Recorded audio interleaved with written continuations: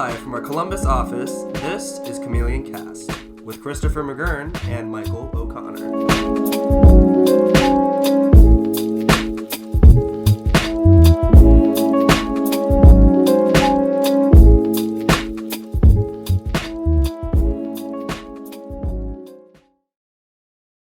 Hello everyone and welcome back to Chameleon Cast. It is already episode 5.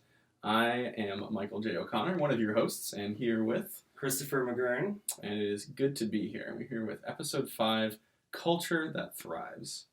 Chris, tell me about what we're going to talk about. I'm excited for this one. Sure thing, Mike. So, obviously it's in the title, culture, right? What we're going to be talking about specifically is the culture in the workspace and in the office, right? From the top down, from your executives all the way down to your designers, financial specialists, marketing teams, and everyone in between, right? Going over what makes a good culture, what is part of a bad culture that you want to avoid. And this is definitely targeted at people who both want to start their own business, right? Of wanting to start their own culture in their business, or it's also for all of you guys who are already at a job and or looking for a job, and you're just like, you know what, I don't like that kind of a culture, or you know what, you're right, like where I work does have that. Maybe I should bring that up to my manager, that kind of thing, right? So it's very much targeted at a wide audience. This is for everyone. This is actually for everyone. Yeah. And as I've said before in many episodes now, I definitely recommend, getting a notepad or something out. Hopefully we have some stuff for you to write down that will help you moving forward. So yeah, basically talking about culture, what it is, starting out with what it is, and then going into what makes a bad culture and how to avoid it, going from that into what makes a good culture, and then ultimately at the end, how to create the culture that you want to create. So sounds pretty good to me. Does that suffice? That sounds pretty good to me.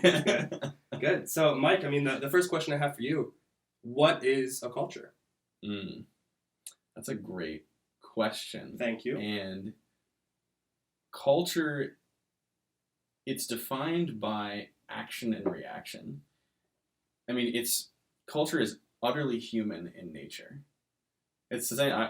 I studied economics back in my day, and I always tell people economics is the study of human nature. It's not just about money. It's about decisions. It's about interactions. It's about all sorts, a slew of different things. Culture is kind of that in the microcosm of the organization itself. So culture, in an organization, it's so lively because all these interactions, all these decisions being made, these emotions, all sorts of. It's incredibly complex. But it's also fascinating, and it can really define the direction of your organization. Well, okay, I like that. I gave him a question. I was like, "What is this?" And he's just like, "Boom." I'm like, okay, I like that. No, something that I like to say is, a culture is not something that you can force. It's something that you facilitate. I'll say it again. Yeah. A culture is not something you force. It is something you facilitate. And I'm a big believer in that. I think, and we'll get into this, it takes time, it takes a lot of effort, it doesn't happen overnight, and it requires more than just one person. It requires a group effort. It's a two-way relationship. Yeah. And so that's something that I like to say, myself, is it really does, you cannot force a culture. And a lot of people, they're always looking, we want to be like this. We want to, have this culture. And it's like, okay, that's great, but don't expect that to happen overnight. Yeah, I think that's really important. There's an element of you really need patience. I think I've heard you say that before. Culture really requires patience. Creating a culture takes action, but requires patience. Yeah, creating a culture takes action, but requires patience. That's another one, a little tidbit for you guys. But I want you to say that again later in the episode too. Okay, I want to hear that again. We're all about the little sound bites. Some of you might have seen our Chameleon Clips series. If you haven't, definitely recommend it on Instagram, Facebook. Just little snippets of the podcast. But we understand a lot of people don't have time to sit down and watch a 30, 40-minute episode or even listen to it all the time, right? So it's it's the 10-second to 15-second little clips of what's the most important thing that I need to know? What is the meat and potatoes? Yeah. Right. So yeah, if you haven't seen any of the Chameleon Clips, I definitely recommend it. But I would agree. I'm sure these will be on there. So but yeah, I think culture is a buzzword that needs to be discussed. You hear it everywhere. You hear culture this, culture that, blah, blah, blah, blah, culture. But it's like, okay, what is culture?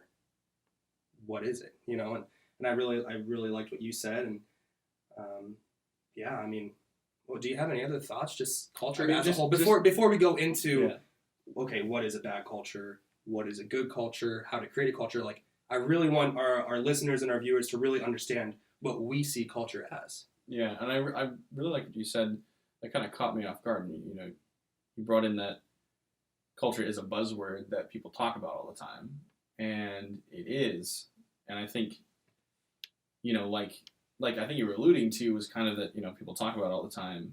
A lot of people aren't necessarily doing a whole lot about it, or it's something that can. You hear a lot of stuff about what is culture, what to do, whatever, and so much of it is so vital in actions and not just words. That's a big part of culture, is that, you know, it's easy to talk about.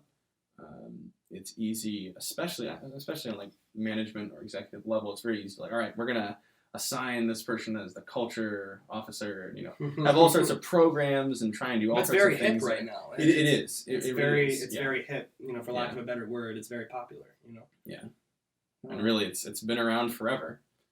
You know, and people, it's about that human interaction. Exactly. Yeah. That's exactly what that's what came to mind. Was, you know, people so often focus, you know, and I think this is a good transition to the next part of the episode, where it's like, okay, so like what is a bad culture, right? I think this is a good transition point. But so many times culture is all about the superficial aspect, right? Oh, we have a cool coffee machine. Oh, we have awesome flex time. Oh, we have really cool gadgets in the office. Oh, we have a cool rooftop patio to our office. All of those are great things. Having the ping pong tables, all of that. I mean, I love playing ping pong. I get destroyed all the time, but like, I love playing it, right? Like, I get that. That's all great, but it's very superficial. If you actually want to have a good culture, that's not what it's about. It's about the people. Good culture is about the people. And I'm a firm believer in that, and I think, you know, correct me if I'm wrong, but I feel like that's, you know, the same way you think about it too.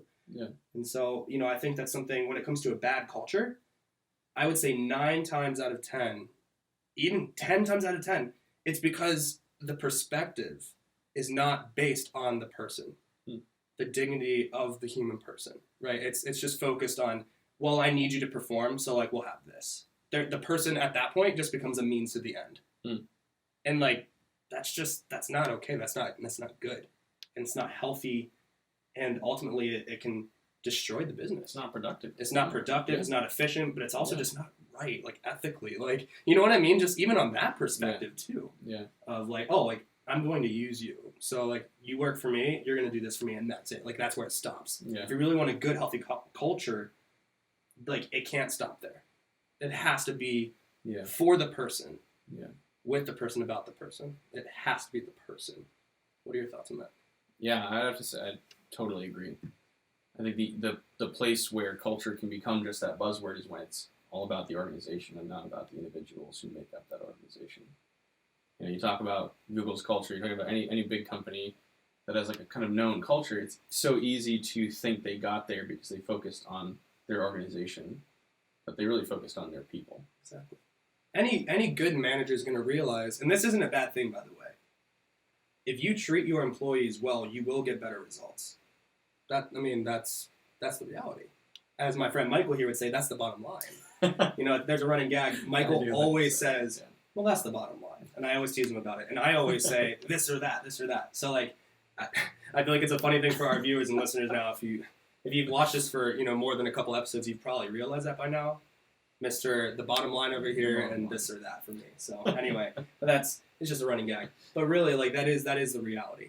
You know, like, a good manager, a good executive is going to realize if he values his employees, if he takes care of his employees, they will have better results. They will have a better product, more efficiency. Like, that is the reality there, you know? Yeah. But you still have to acknowledge the person and have to realize that without those people, none of that will happen. And that's where I think miscue is. Yeah. You know? So let's go into like what entails a bad culture. What is a bad culture? What are some of those things that are lacking, or those things to watch out for the people either looking to create their own business and culture, people that are looking for a job or already at a job, and what are the red flags to look out for? What are some of those things? I mean, I think one of the biggest problems that people can run into is a lack of transparency. I think that's Yes. it's very common. It's unfortunately very common. And it's not always going to look the same. It can vary depending on whether it's a company-wide thing or if it's just a management thing or even if it's a between employees thing. It can change, but I think that everyone can notice, will notice it when it happens. It's something that people at any rank will notice when there's kind of a black box going on. Could you give like a couple examples of that? Sure, I guess. It could go anywhere from. Anyway, this is actually an interesting kind of development in the last, I'd say, 10 or 20 years, that more and more people are kind of divulging their salaries to coworkers. There's kind of this boost in the transparency culture of really society and all sorts of industries, which I think is really important because when you have those barriers of whether it's knowledge between coworkers, between management levels, between departments, sometimes they can be a good thing. I mean, to a certain extent, just for the sake of time, like I shouldn't know everything that's going on in the design department, and I think that's an important distinction to make. It's not transparency doesn't mean making sure that I text you every minute and this is happening. No, that's just annoying. Exactly. But it does mean sharing when necessary and being ready to always answer questions and be able to provide information. There shouldn't be any questions that I can't answer with either telling you what it is or saying, I don't know that, but let's figure it out. Yeah, what are your thoughts on it? No, I mean, I completely agree with that.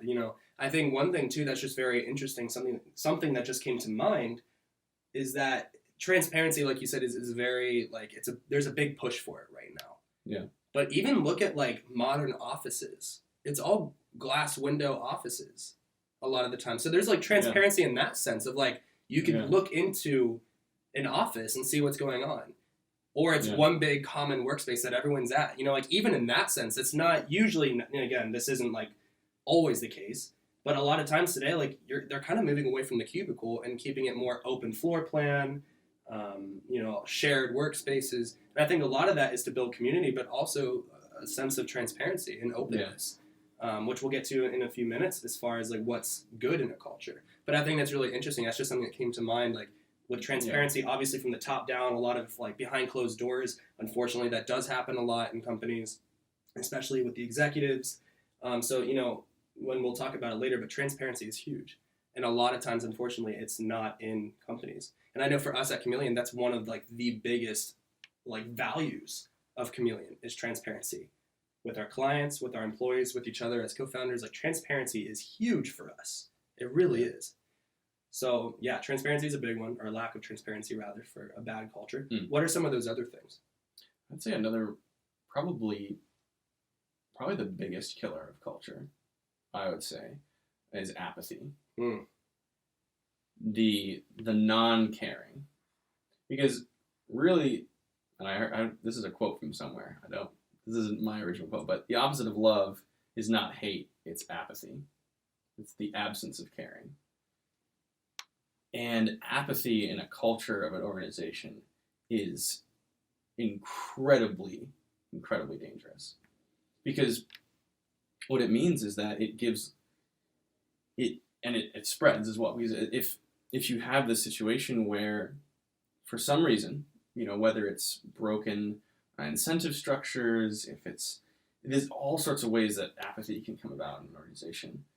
But if it starts to occur, it's so easy for the person, unfortunately, honestly, I'd rather have an angry employee. I'd rather have someone angry at me than someone apathetic about me or what I'm doing or the organization I'm trying to run.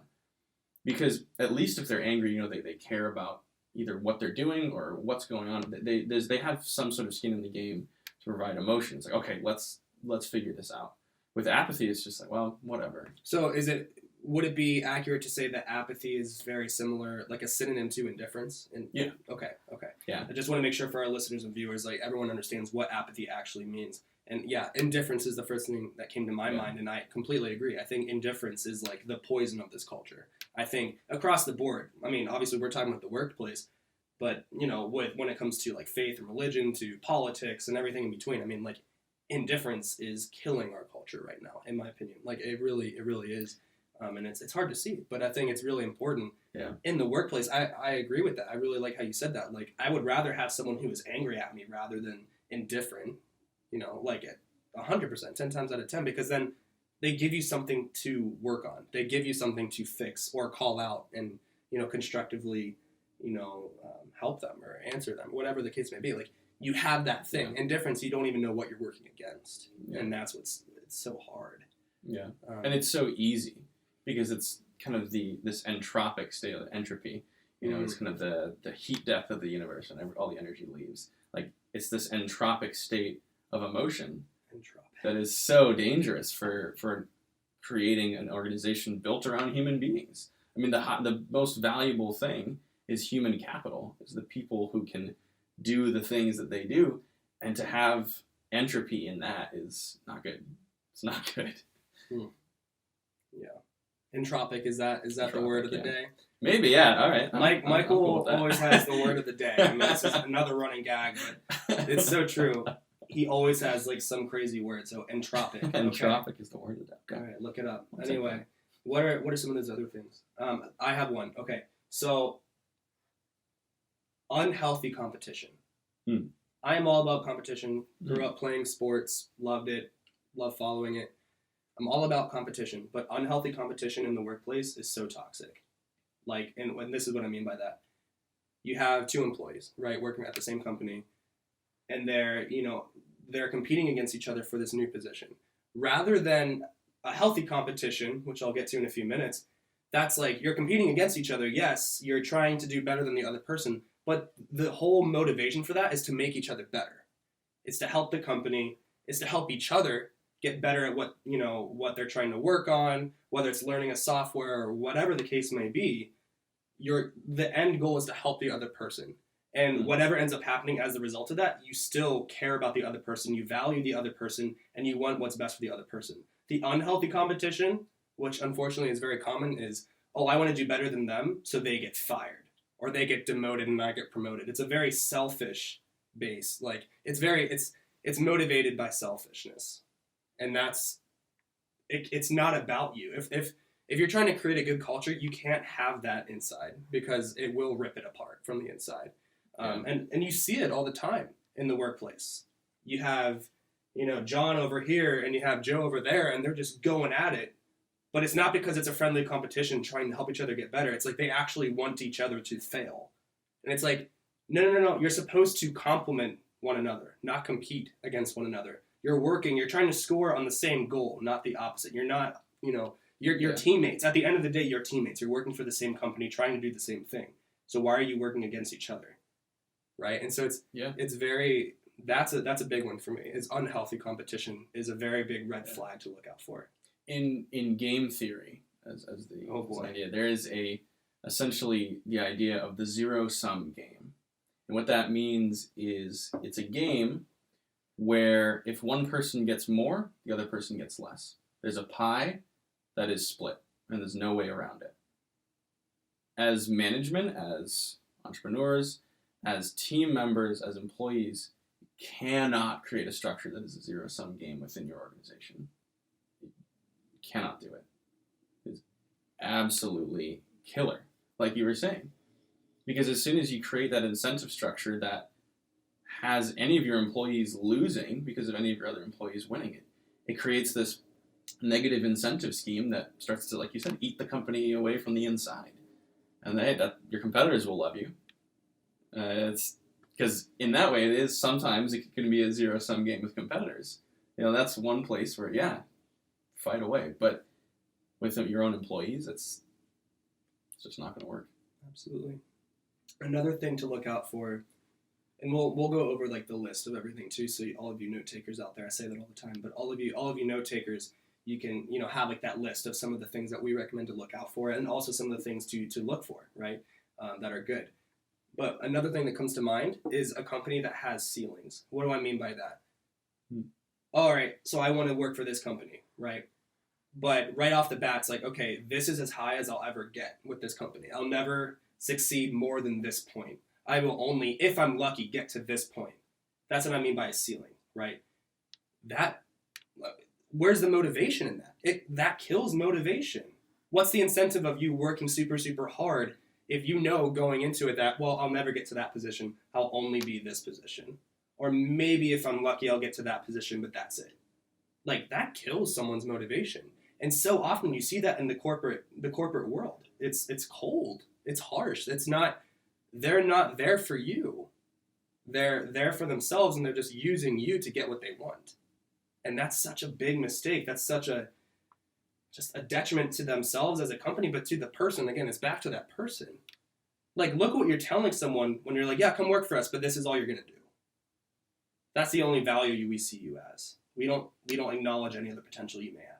That's what's happening. And that is a huge detriment. It really is. It really is. Yeah. What are your thoughts on that? I mean, have you seen that? I'm sure you've seen that with a lot of different companies having the ceilings like that. It's so true. And I think there's even horizontal ceilings. Oh, that yeah. you can find as well. Yeah, this is good. Listen up. This is really good what he's about to say. It's so easy to get shoehorned into one position, one track. Like, let's say even if you're on the track, even if the vertical ceiling is, unlimited, you're on track to be the CEO because you're in management. What if you hate your job, but you love the company? Can you move to other departments? Can you move horizontally? Are there those horizontal ceilings that are also like the walls? Putting up walls. Yeah, essentially a ceiling and walls. There's a song that we've been Willie listening Nelson, to. Hello Willie Nelson, Walls. Hello Walls. Willie Nelson, Hello Walls. We've been listening to it nonstop. Huge Not a shout out to sponsor. him. No, he's not a sponsor, but we do love his music. do, So, yeah. Hello Walls. That's what happens. Hey, if you get into those, and it's a lot of careers where if you get there, hello walls, there you you're kind of in that spot, and and that's something that is tricky because especially for horizontal, sometimes you're going to have to enforce specialization.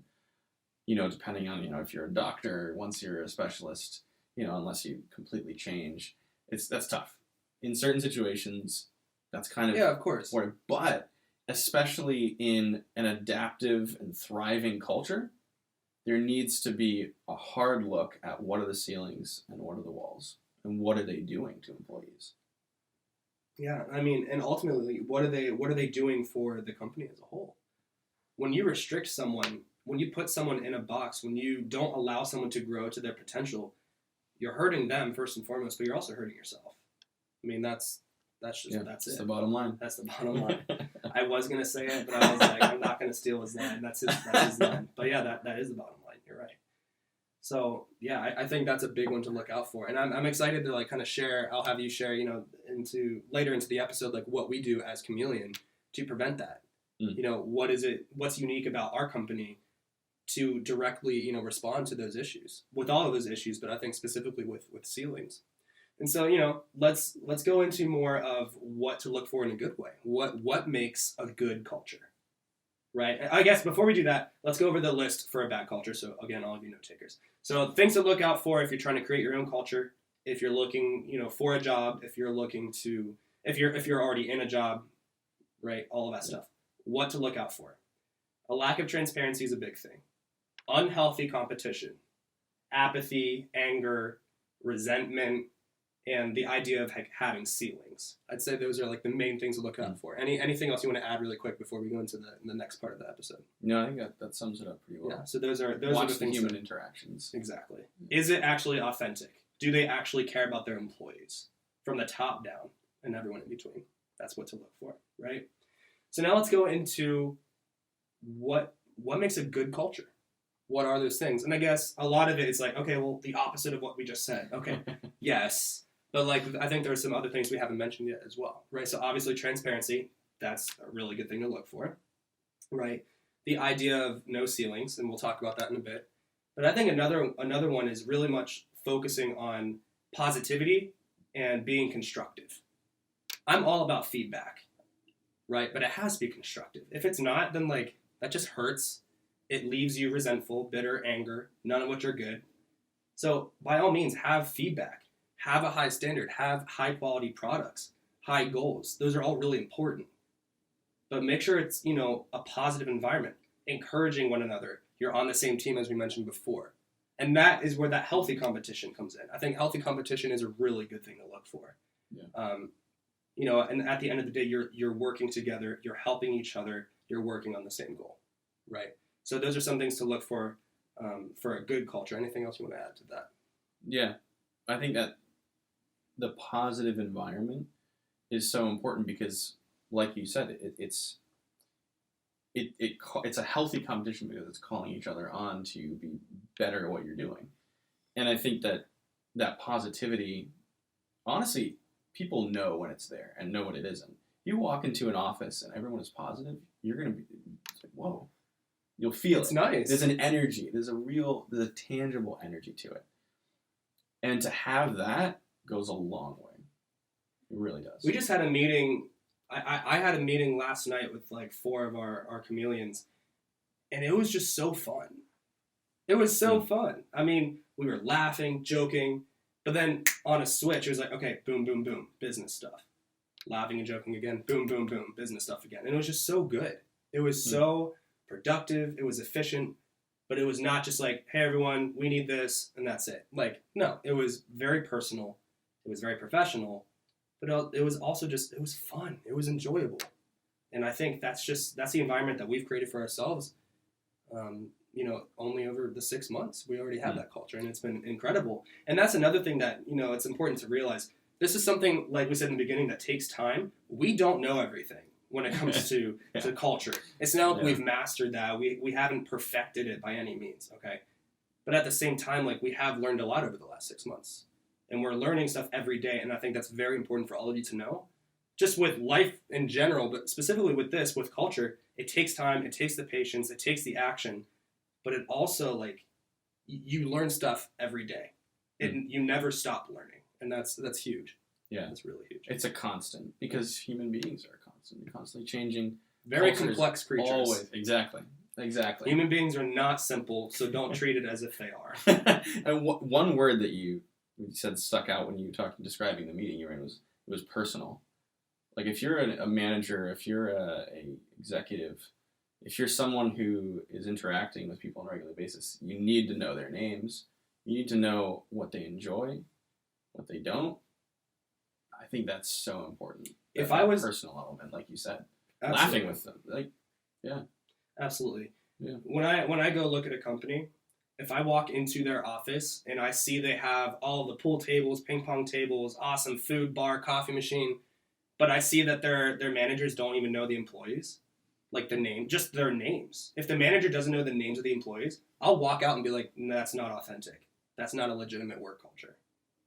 Like, sure, it might work for them in the short term, but they don't have the value. They're not seeing the value in their employees, and immediately I lose interest. I'm like, nah, like you got a lot of stuff to work on, because that's the first thing I look for. What are the relationships? How do people treat each other? How do they work with each other? Yes, on the professional basis, but also on the personal. And that's something that I love, that it's one of our taglines, but it's also something that we very much strive to live out, right? Business is personal, and we mean business. I love that. Say that again. Business is personal, and we mean business. I love that. But it's so true. Yeah. Business is personal. Yeah. Like, if you take the person out of business, then you don't have business, right? So, yeah, I mean, that's a big thing. It's like, if I walk into an office and they have all the glitz and the glamour, all the superficial surface level stuff, which is all good, by the way. None of that's bad. But if they don't have the deep, authentic, real, relationship there, then, I lose respect right away for that business, for that company. Even if they're very successful, there's a level of respect that I lose for that company just by seeing that. And I know that's bold to say, but that's honestly how I feel. Because, again, business is way more to me about the people than it is simply like, oh, we have this product. And, I love what you say about what is business, especially from the economic standpoint, what is money, all that stuff. Like, oh, please share some of that. Like, because I think that's important for our listeners and viewers. I really do. I think that's so important. What is business? I mean, business, entrepreneurship, whatever you want to call it, is simply providing services for other people. It's literally helping other people. Boom. It's helping other people. It's about the person. And that's so big. So big. And so, again, just to go over that list, do you have anything else to add as far as good culture? No, I'm doing good. You're doing good. I'm glad to hear it. So, just to go over that list, obviously, transparency, healthy competition. That reminds me of something we'll go over. Yeah, very positive, constructive, open. Those are some adjectives that we look for. Yeah. But before we go into the last segment of this episode, talk about what we do specifically. I think this is a good transition to the next part of the episode. In conclusion of like what we recommend, what we've done, to create the culture you want. I think this is a good transition for that. What do we do? What's our approach as Chameleon when it comes to the ceilings and walls? I like calling it that, ceilings and walls. What do we do? So I think a good example of this was very recently. We had a wonderful chameleon in one department who really wanted to move. I think move departments. Yeah.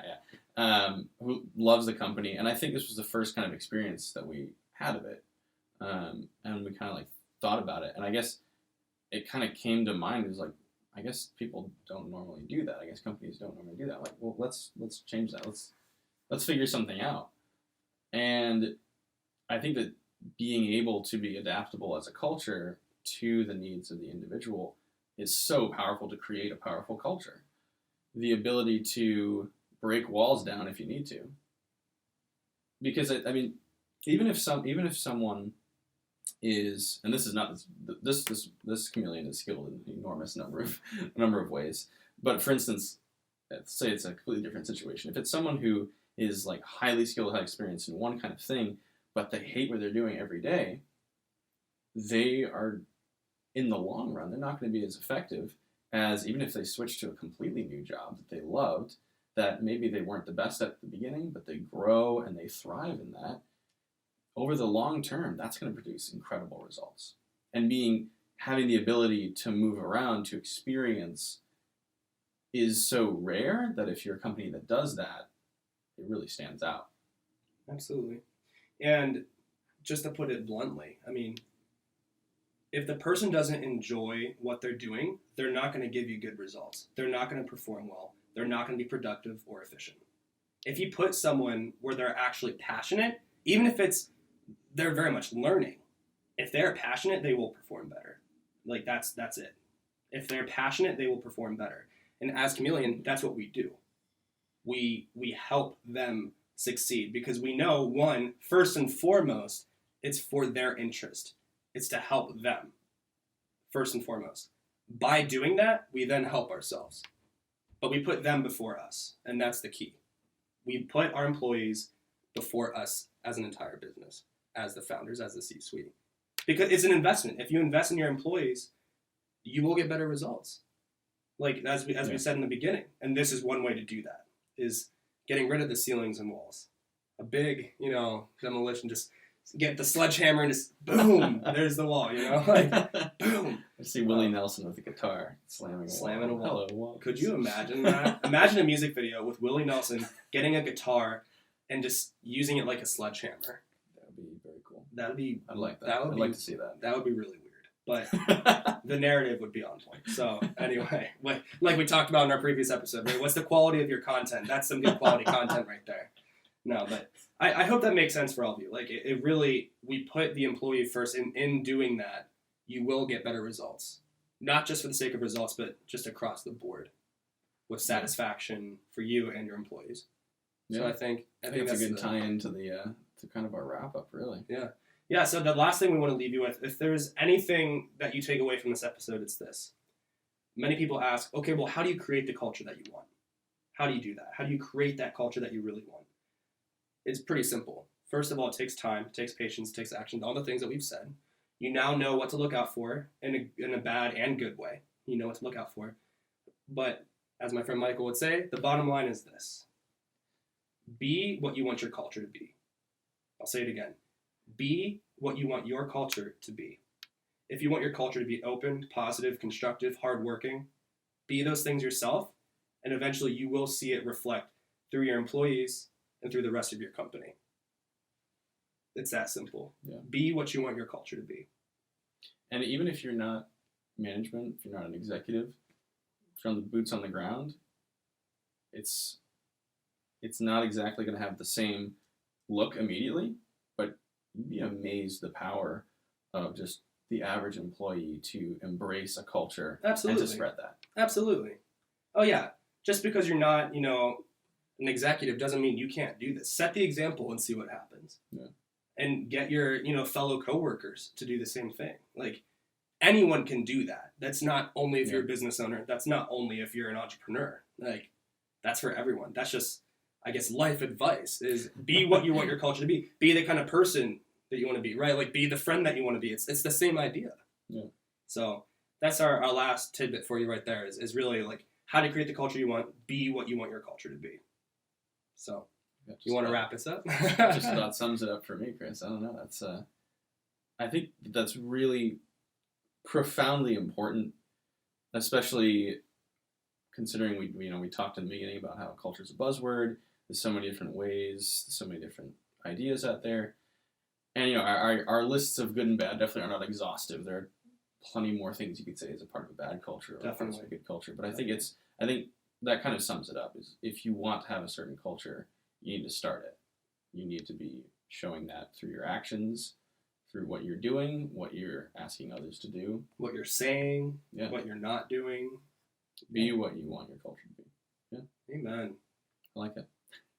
Now do all that like social media stuff. Like, so find us on, do the whole wrap up. Yeah. So find us on Facebook, LinkedIn, Twitter, all of our Chameleon social profiles. Instagram. Find Chameleon Cast we're on YouTube with video if you're watching, or on SoundCloud with audio if you're hearing us.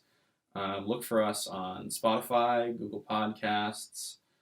We're on Apple Podcasts. We're in a lot of places. We're in a lot of places, and we're having a new website coming out. Yeah, and if you haven't checked out our website, it's bethechameleon.com. Yes. Bethechameleon.com.